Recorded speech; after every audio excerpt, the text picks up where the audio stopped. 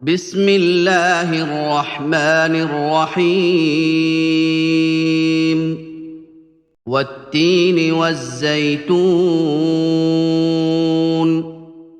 وطور سينين وهذا البلد الأمين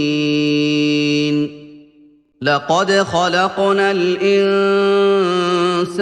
في أحسن تقويم ثم رددناه أسفل سافلين إلا الذين آمنوا وعملوا الصالحات فلهم أجر غير ممنون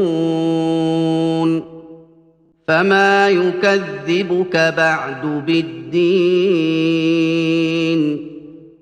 أليس الله بأحكم الحاكمين